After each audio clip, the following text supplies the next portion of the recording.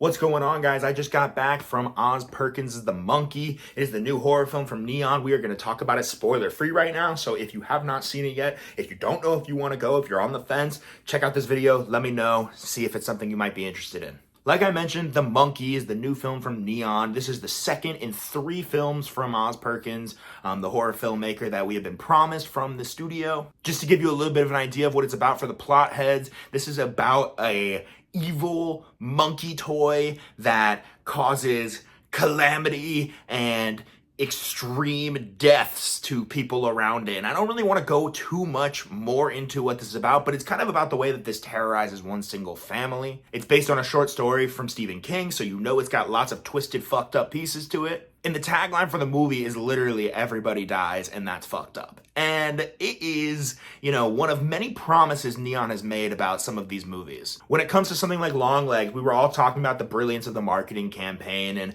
while I don't want to compare this movie to Longlegs, I do think these two films are in conversation with each other. And I do think that the way that Neon has been marketing these movies is in conversation with each other. So like I said, when everybody saw Longlegs, it was like, this is the scariest movie you're ever going to see. Like, it's crazy, it's wild, Nicolas Cage is as good as he's ever been. Like, for some people that was true. Like, some people left the theater and were like, this is mind-bogglingly good. I liked Longlegs a lot. I thought it was very, very well done, but I definitely was like not on the this is the scariest movie I've ever seen or even the best horror movie of the year wave. For some people it was that, and that's great and that's fine, but for me it wasn't. And so naturally, if that was the promise going in, I felt a little bit underwhelmed and let down. Whereas for this movie, the promise is that everybody dies and that's fucked up, and that is the promise that is kept in this movie. There are tons of kills, and you might be thinking this sounds like a dark movie, like it might be a bit of a drag, but I'll tell you right now, this is a comedy. I didn't really find this movie very scary, and that's okay because it was so much fun.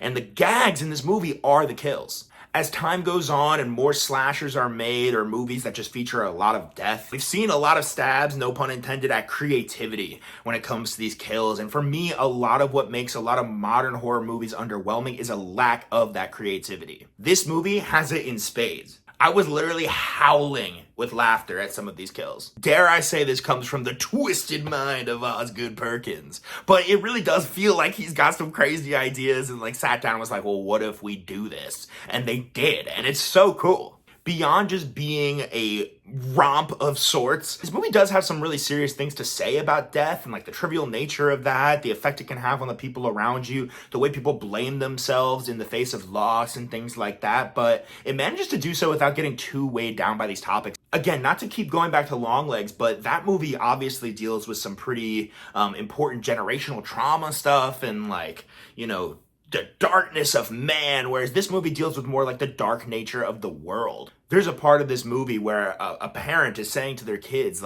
you will die, I will die, we will all die. Everyone you know is gonna die. And it's not some sad statement. It's just a fact of life. And so there's kind of joy is not the right word, but a sort of whimsical nature to the way that we see that sort of play out in this movie. And I think that, like I said, if the promise was that everybody's going to die and the gags are the kills, then this movie is hilarious. And to me, I thought it was very, very funny and very, very fun. And again, like I said, this is not going to scare you, probably. It's definitely gross at times, I will say that, but it's something that I think people will have a lot of fun with. The monkey itself is super creepy, but a super fun idea. And there's a lot of really cool lore to this monkey. It doesn't get bogged down in necessarily its origins or whatever, but there are some great, rules to it. It actually really reminded me of Zathura, which is a very different movie in literally every way. But there's this old game or toy that has all these rules and lore to it that we just don't know anything about. But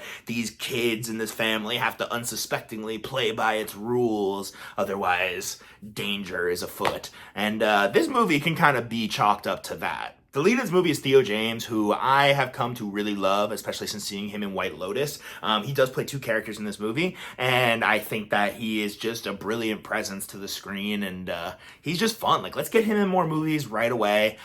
He has this great, shocked face, but, not overdoing it at any point in time, and I think it actually works really, really well with the sense of humor that Oz clearly has. This has a very unique sense of humor to it. I do think Longlegs, you see less of that. This is definitely a more fun and silly movie. It just shows a lot of range from Perkins, who demonstrated an incredible directorial hand with Longlegs and has showed that thematically we can kind of bounce around to some different things, get some really cool ideas in the mix, and again, just have a lot of different types of horror movies. I mean, horror is such a wide genre, and it feels like, especially in this modern age where people talk about A24 horror and elevated horror, whatever it is, that it feels like a lot of these movies get pigeonholed. We see a lot of similar types of themes and rehashing of some similar ideas, but, you know, it's okay to use similarities. I mean, this is a Stephen King story, so like we're seeing a lot of signature Stephen King stuff here, but it's done in a way that's really fun and pays homage to the genre. I mean, Oz Perkins, beyond just being the son of legend Anthony Perkins, clearly has such a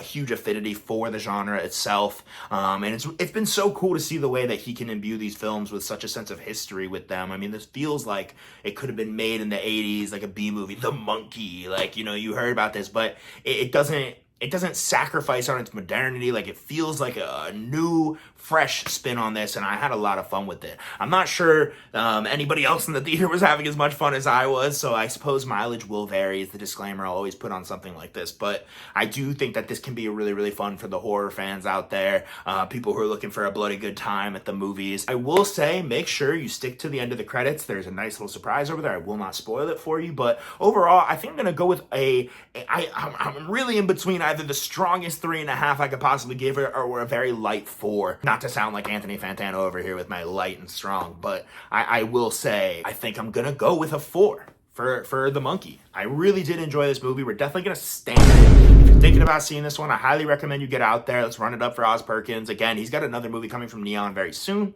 which is very exciting. So he's hopefully a name we'll be hearing from a lot. Again, just to sum up, I know we talked about the movie a little bit, and then I just want to talk about, you know, closing remarks just have to be about Neon. The way they're marketing this movie is obviously, you know, unique. We're seeing them take some of the pages out of the A24 playbook a little bit there, but they're doing their own thing on it. And, you know, as successful of a movie as I think Longlegs is, the marketing campaign behind it is like the most telling, you know, piece of it, the thing I keep coming back to and thinking about. And for this one, there was a very, very heavy marketing presence for this one as well. And I think that this one delivers on its promises, maybe even a little better than Longlegs. This is something I'll return to sooner, I think. So this is more what I'm looking for out of a horror movie, I think. If it's not your bag, I'm sorry, but, you know, I think it's safe to recommend. So definitely go see The Monkey. And yeah, if you like this review, if you like horror movies, you like movies in general, you want to talk about more movies, definitely make sure you leave a comment, hit the follow button, the subscribe, like, all that good stuff. I like to say a like goes a long way, comment goes even further. So, you know, if you guys want to help out, drive some engagement for your boy, you know, you can do that as well. Go follow me on Instagram at checkout.movies, TikTok, the.checkout24. I am on Twitter, X, at Josh Lemper. You can catch up with our Discord. All those links are down below. So if you like talking movies, you want to be a part of a community of people who love movies just like you do, physical media, all that good stuff, get in the mix. I hope to see you there. As always, have a great day. Keep watching good movies, and I'll catch you really soon. Peace.